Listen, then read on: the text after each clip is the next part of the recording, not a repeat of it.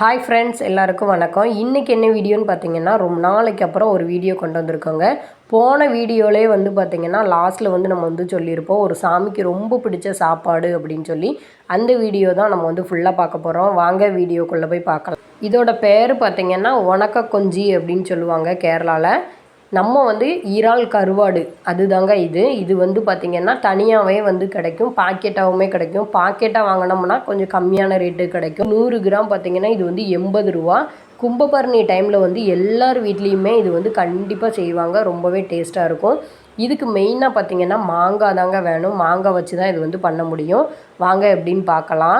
அதுக்கப்புறம் பார்த்திங்கன்னா இறாலை வந்து கொஞ்சம் வறுத்தெடுக்கணுங்க. இதில் வந்து பார்த்திங்கன்னா ஒரு வாசனை வர்ற வரைக்குமே கொஞ்சம் நல்லா வறுத்தெடுக்கணும். அப்போ தான் அதோடய டேஸ்ட் வந்து சூப்பராகவே இருக்கும்.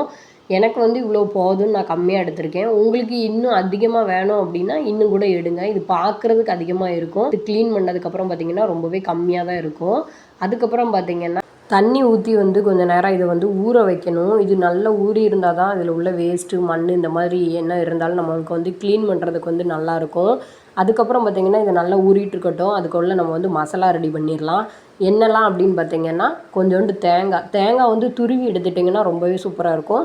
சின்ன உள்ளி, 2 பச்சை மிளகா, கொஞ்சோண்டு கருவேப்பிலை, மல்லித்தூள், மிளகுத்தூள், மஞ்சள் தூள், இந்த 3. இது கூட பார்த்திங்கன்னா வெந்தய பொடி இருந்தாலும் வந்து நீங்கள் சேர்த்துக்கோங்க. ரொம்பவே டேஸ்ட்டாக இருக்கும். இது எல்லாத்தையும் பார்த்திங்கன்னா லைட்டாக வந்து நம்ம வந்து ரொம்ப மையாக அரைக்கக்கூடாது. லைட்டாக கொருன்னு அரைச்சி எடுத்துக்கணும். அப்போ தான் நல்லாயிருக்கும். ரொம்ப மையாக அரைச்சா இது டேஸ்ட்டு நல்லாவே இருக்காது. அதுக்குள்ளே பார்த்திங்கன்னா அந்த டைமில் இது வந்து நல்லா ஊறிடுச்சு. இதை வந்து க்ளீன் பண்ணி எடுத்துக்கலாம். இது வந்து பார்த்திங்கன்னா தலையும் வாழையும் மட்டும் நம்ம வந்து எடுக்கணும். ஏன்னா அதில் முள் இருக்கும். அதனால் நம்ம வந்து அதை மட்டும் மாற்றிடணும். இன்னொன்று, இந்த தலையும் வாழையும் வந்து கேரளாவில் வந்து யாருமே வேஸ்ட்டு பண்ண மாட்டாங்க. இதையுமே வந்து துவையல் அந்த மாதிரி அரைப்பாங்க, நல்லாயிருக்குன்னு சொல்லுவாங்க. ஆனால் நான் இது வரைக்கும் பண்ணது கிடையாது. க்ளீன் பண்ணி முடித்தோடனே பார்த்திங்கன்னா இப்படி தான் இருந்துச்சு. அதுக்கப்புறம் வந்து அரைச்சி வச்ச மசாலாவை வந்து போட்டுட்டு அதில் வந்து பார்த்திங்கன்னா நான் வந்து ஒரு மாங்காய் ஃபுல்லாகவே எடுத்திருந்தேன். அதை வந்து குட்டி குட்டியாக நறுக்கி எடுத்துக்கிட்டேன். அது ஃபுல்லாகவே புளிப்பாக இருந்தால் தான் பார்த்திங்கன்னா இது கொஞ்சம் நல்லா இருக்கும். அதுக்கப்புறம் அந்த மாங்காவையும் மிக்ஸ் பண்ணிவிட்டு கொஞ்சோண்டு பார்த்திங்கன்னா கருவேப்பிலை, கொஞ்சம் காரமாக வச்சிங்கன்னா நல்லாயிருக்கும். அதுக்கு வந்து பார்த்திங்கன்னா நம்ம வந்து பச்சை மிளகா வந்து கீறி போட்டுக்கணும். உங்களுக்கு எவ்வளோ காரம் தேவையோ அந்த அளவுக்கு நீங்கள் வந்து மிளகா போட்டுக்கோங்க. அதுக்கப்புறம் கொஞ்சமாக தண்ணி ஊற்றி உப்பு போட்டு கொஞ்சம் நேரம் ஒரு 10 நிமிஷம் வேக வைக்கணும். வெந்ததுக்கப்புறம் பார்த்திங்கன்னா நம்மளோட இறால் கருவாடை போட்டு ஃபைனலாக ஒரு 20 நிமிஷம் கிட்ட 15-20 நிமிஷம் வரைக்கும் பார்த்திங்கன்னா மூடி வச்சிடலாம். நல்லா வேகட்டும். வெந்ததுக்கப்புறம் இந்த தண்ணி எல்லாமே பார்த்திங்கன்னா சூப்பராக வற்றிடணும். ஒரு கலர் மட்டும் கலரி அப்படியே நான் வந்து மூடி வச்சுட்டேன். நல்லா தண்ணி வற்றணுங்க. இது வந்து பார்த்திங்கன்னா பொரியல் மாதிரி அந்த ஸ்டேஜுக்கு வரணும். கொஞ்சம் கூட தண்ணி இருக்கக்கூடாது. மாங்காவுமே பார்த்திங்கன்னா சூப்பராகவே வெந்துடும். இந்த அளவுக்கு வந்துடணுங்க. இந்த அளவுக்கு வந்தால் தான் பார்த்திங்கன்னா டேஸ்ட்டு சூப்பராக இருக்கும். அதுக்கப்புறம் பார்த்திங்கன்னா லாஸ்ட்டாக வந்து கொஞ்சோண்டு தேங்காய் எண்ணெய் ஊற்றி வந்து இறக்கிடலாம்.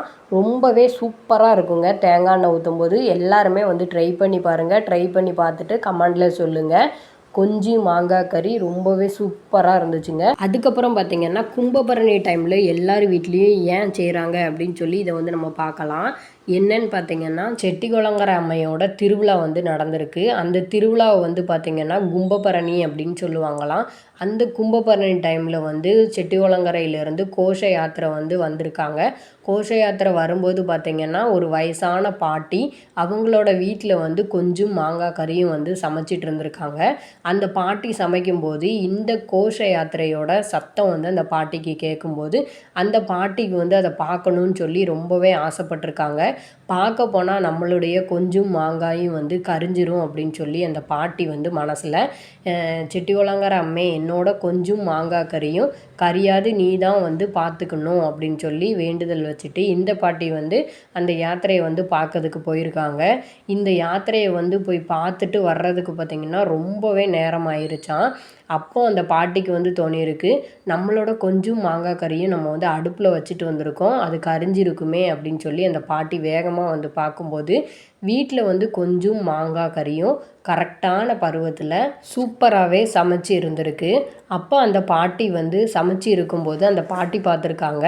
அது வந்து சாதாரணமாக இல்லைங்க, ஒரு வாழை இலையை வச்சு அதை மூடி அதுக்கு மேலே பார்த்திங்கன்னா பூவெல்லாம் இருந்திருக்கு. அப்போ அந்த பாட்டிக்கு அதை பார்க்கும்போது ரொம்பவே சந்தோஷம்.